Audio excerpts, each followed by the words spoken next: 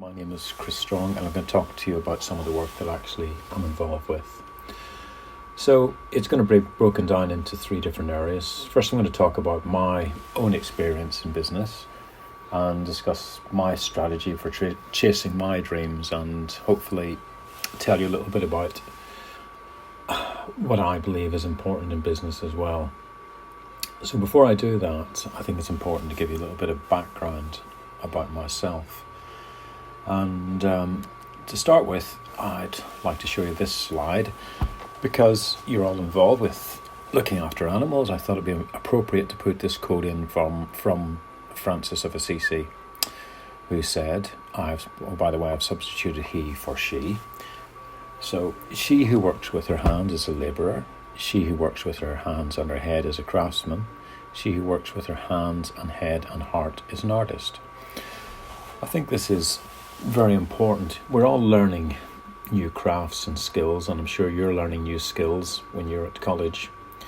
But what's much more important in the long term is to not only use your head and your hands, but to be passionate about what you're doing and to put your heart and soul into whatever you're doing.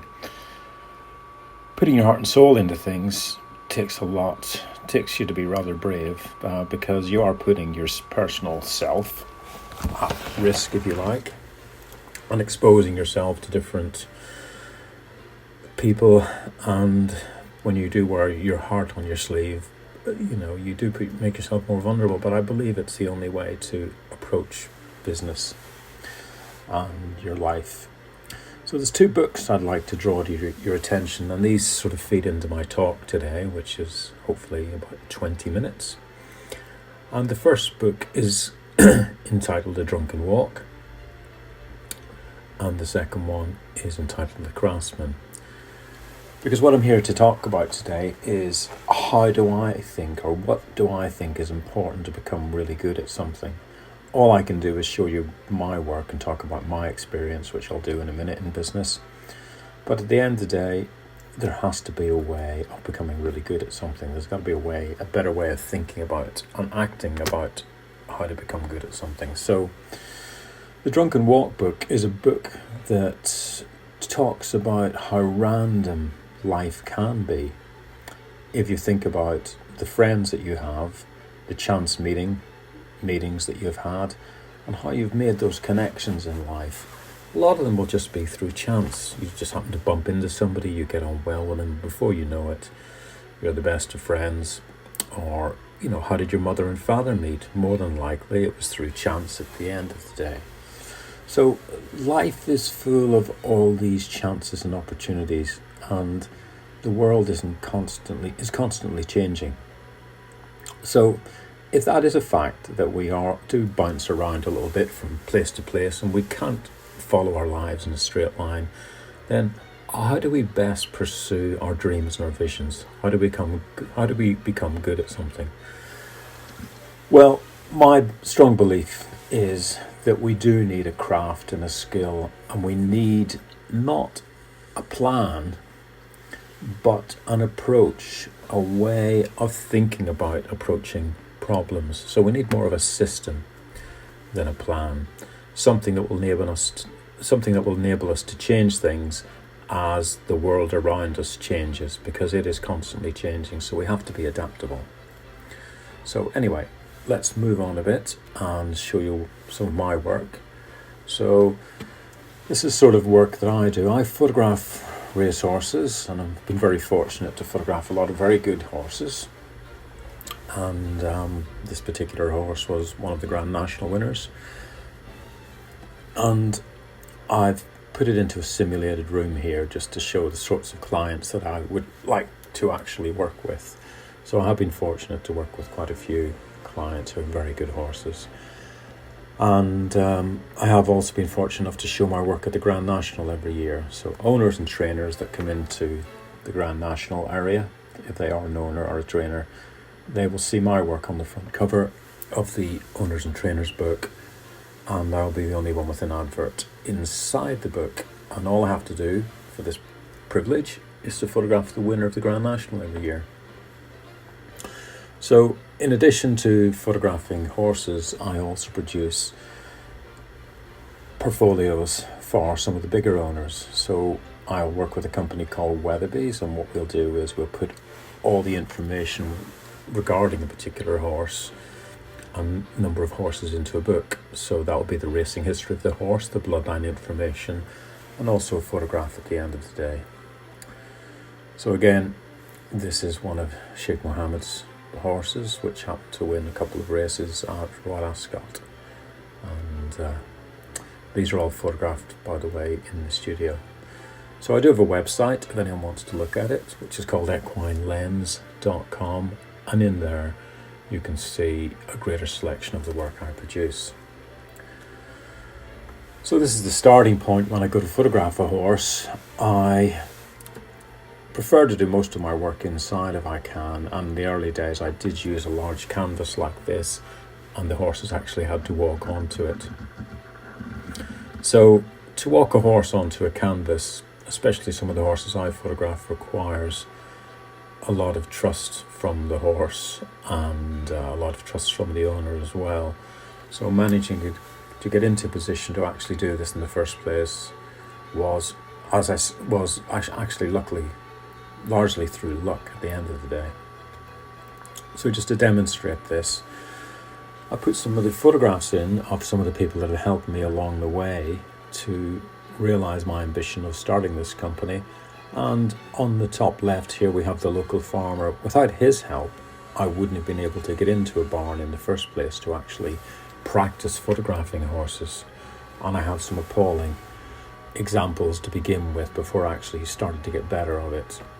The central shot is a picture of Michael Owen and the trainer at Manor House, and who is Tom Dascombe. And without Tom letting me in to photograph one of Michael's horses, I never would have had the opportunity to then move on and photograph for Coolmore.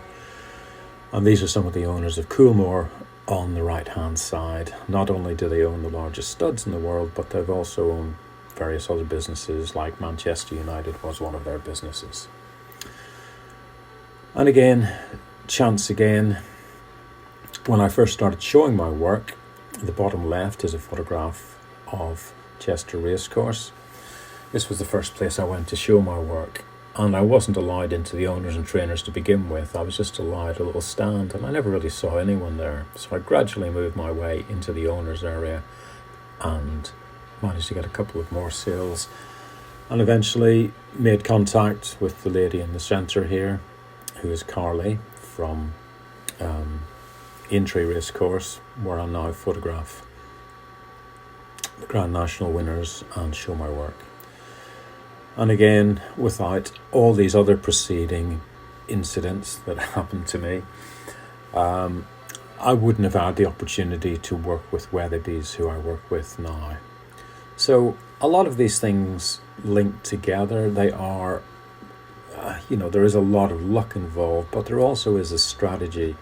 I'd never say there's a plan, because plans don't go with plan. The word plan indicates that you're going in a straight line, and I don't think there are many straight lines. Certainly the way I've developed my business, it's been all over the place.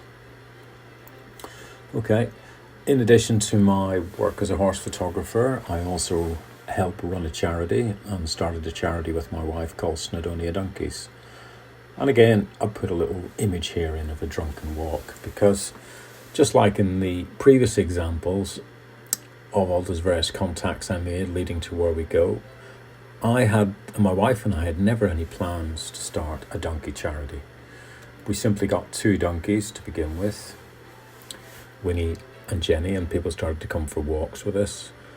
And it just gradually evolved over time into the donkey charity. And at the end of the day, what we were trying to do, well, that sounds a bit twee, we're just trying to help young people really get in contact with the animals and to benefit from those experiences. And again, my horse photography, it's the same reason I do it. I believe I can offer a service that people will like, and that's one of the reasons I do it. Okay, the next slide is just to remind me that as well as life being a bit of a drunken walk, and as I said, you do need a strategy on this drunken walk, you also have to think about your own particular skills and gifts that you have. We're all completely different. None of us are the same. And just to illustrate this, the Greeks understood how hard it is to actually develop a craft into skill and to get somewhere in life. And this image sort of illustrates it for me in many ways, because the figure riding on the horse or the donkey, which I'd like to think is a donkey, is Hephaestus. And you can probably see by Hephaestus's feet that they're bent backwards. So Hephaestus was the Greek god of the crafts. He was the one who made their beautiful chariots, made their temples, made all their weapons, their gold jewelry.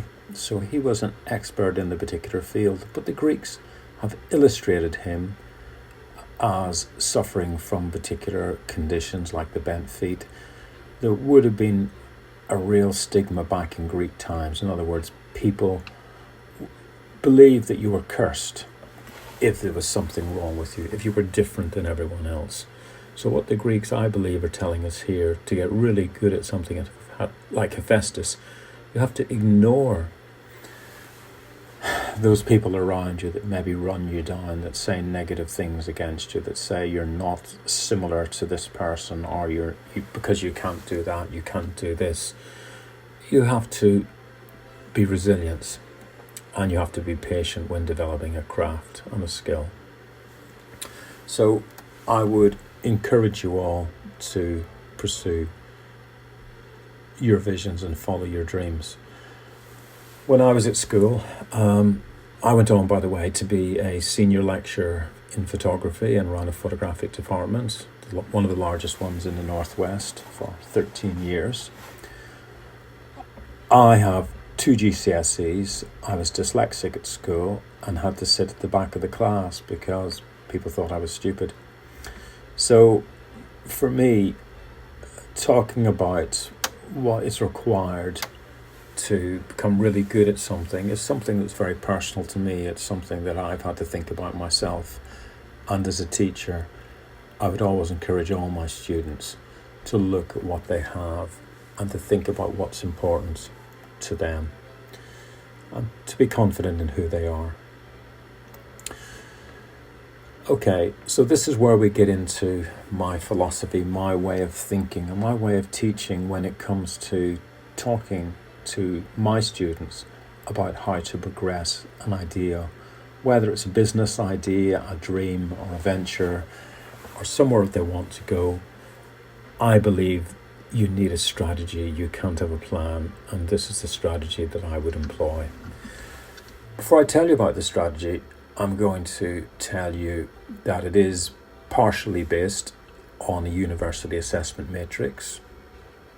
In other words, when we would assess students in further and higher education, we would talk to them about what isn't, how we'd be assessing them, so that the knowledge, their detailed understanding of the area would be very important.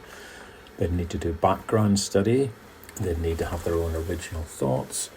And we would tell them before they would set out on their journey to follow this project, whatever project they're working on, to a conclusion. This is how we're going to mark them. So it is based on ways of thinking that we do encourage in further and higher education.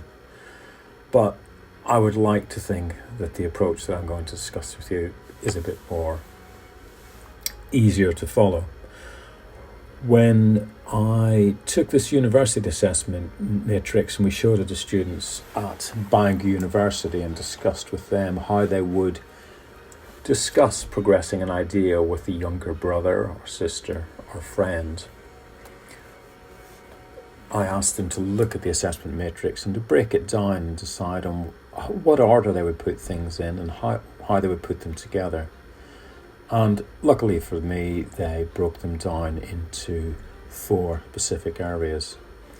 So we can see in this small example, indicated in the different colours, that comprehensive knowledge and extensive background study were placed together. So in other words, might be one of the first things that you would actually do when starting out on a project.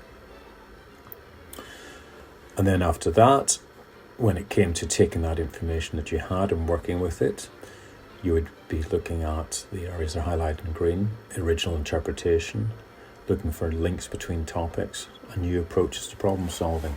So it's partially based on this, but what is missing off the university assessment matrix are two vital areas that are essential, and any tutor in further higher education will tell you that these are vital areas, and they don't often appear on an assessment matrix, and they need to be pushed, I believe, a lot further and embedded within the curriculum. One of them is a student's philosophy. In other words, how do you think about the world? How do you think about how you fit into it and how things work? Having a philosophy is very important because it will help you better connect with yourself and be more resilient at the end of the day. So having, as well as philosophy, I'll put attitude under here. So having the right attitude is vital. Being resilient, in other words, going the extra distance. If you believe in something strongly enough, you should be resilient, because this area that you might be pushing, whether it's the donkey charity in my case, that's there to help other people. So their success and the success of the charity requires me to be resilient. It's not about me, it's about my charity. My horse photography, again, that's not about me. It's about providing a service that my clients require and like. So determination is vital as well. You know, how do you measure somebody's determination? Determination, for me, is to see people go that extra distance. You know, they might follow a project through halfway through and decide to start again because it doesn't fit with where they want to go. So they'll be willing to start from the beginning again. So I suppose it is a bit like resilience. So being determined and resilient, I suppose, are similar. Relationships is vital. All of the work that I've done with the horse photography and the donkeys has relied on other people. Without other people's help and support, I'd never be showing my work the way I'm showing it now. And I certainly wouldn't have a business at the end of the day. So having the humility to actually talk to other people, to realize the benefits of it, to realize that you can't be good at everything and you have to look for help from other people, is vital. And being brave and seeing things through is important as well. And patience as well is another area. Obviously you need to be very patient. These things take time. Many of your ideas might fall flat on their head, but if they're worth standing up again and moving forward with, then do that. You know, progress your ideas if you can. Okay, so in conclusion, I'd just like to briefly go through the areas that are important to me when it comes to developing ideas. I've created these little symbols which I hope help you and maybe just give you little tags you can think about when you develop your ideas in future, or you're helping somebody else develop their ideas. The first one, which is the rocket with the eye above it in blue, are dreams and visions. You need dreams and visions. Without having a route map, somewhere you want to go, something you want to achieve, it's very difficult to start studying or to find the motivation to study, for that matter. So find something that you believe in, find a subject that means something to you, somewhere you want to go. So motivation can come from many different places, but that vision is vital. The brown symbol represents the golden rule side of studying. So the golden rule side relates to your visions, your values. It's your visions and values that will keep you going in light of adversity. In other words, when things aren't working out for you, it's your beliefs, what you believe will keep you going when other people just crumple and decide they can't go any further because they can't see this dream working. And if you're tied up with other people, if there's other people involved with you, other people have a stake, indirectly and directly, in what you're doing as well, that will matter a huge amount and impact on how you progress your ideas. So as I said, these first two areas, your visioning and the golden rule aspect of developing your ideas, is vital. Right, the next four relate more to the academic process. So if you're studying now at Northop College, these will be areas that your tutors will be looking at, and they might call them something else, but I've simplified them into these little icons. So the first yellow one is entitled Freshness, and freshness is indicated by a net on the world. So in other words, when this is telling you, reminding you that when you start to develop an idea, if you're given a project to do, or if you're pursuing your own project, you need to have the humility to actually go back and do research, to start digging and looking at areas that other people maybe even haven't looked at before, that might relate and help you find information that will help feed into your approach. Most people, in my opinion, this is based on my teaching experience, rush into an idea. They decide on what they're going to do as soon as they hear the brief they're given. The best thing you can do is suspend judgment and to go back and look at many different related and semi-related areas that might feed into your idea. Greenhousing comes next. So greenhousing is about divergent thinking. That means going off on different tangents, looking at all the research that you have, combining ideas in different ways to find possible solutions or answers to what you're exploring. And again, it's about suspending your judgment.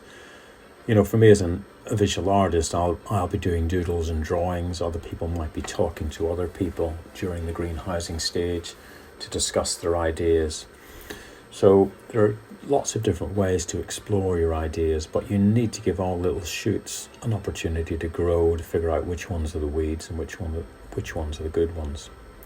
So the next blue icon, which is the pipette with the science tube, is the realness side of the creative process.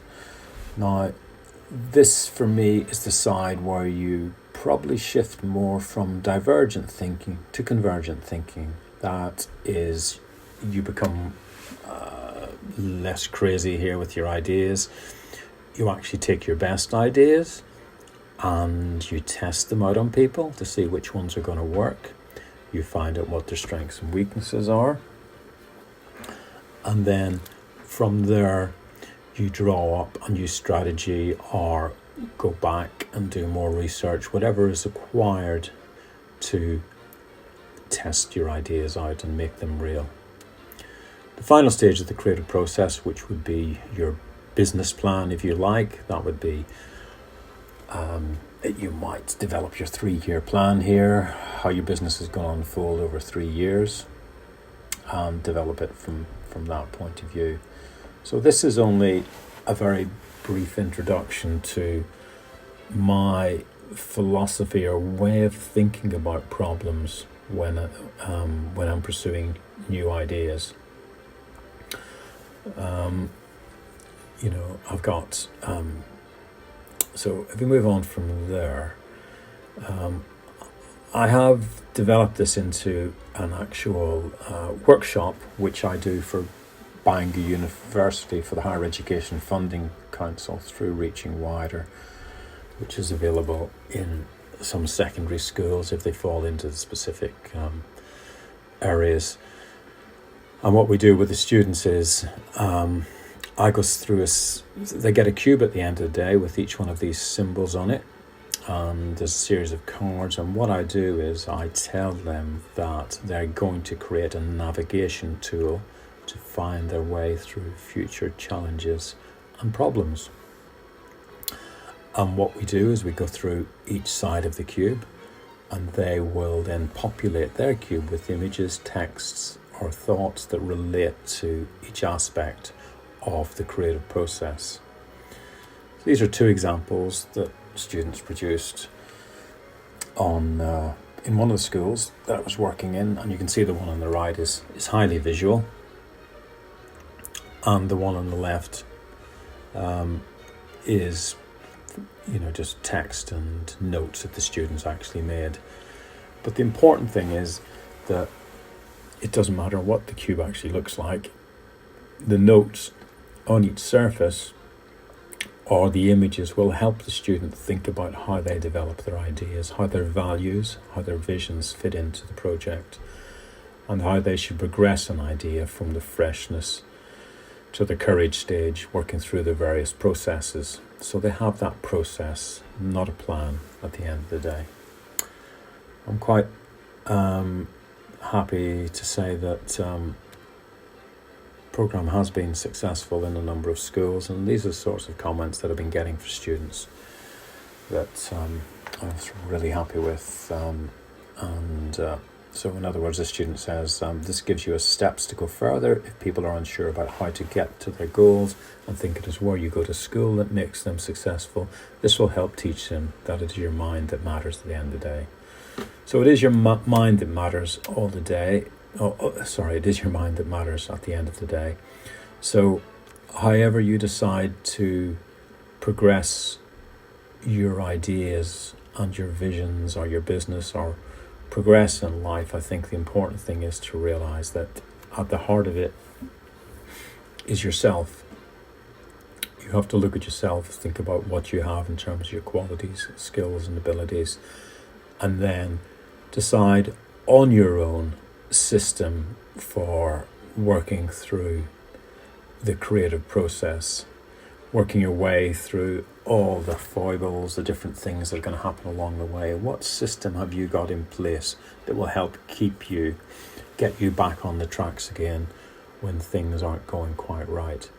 So it requires intelligence and a creative approach to problem solving. So I wish you all luck in the future. I hope that my little talk about my experiences might help you in some aspect, and thank you for the opportunity for talking to you.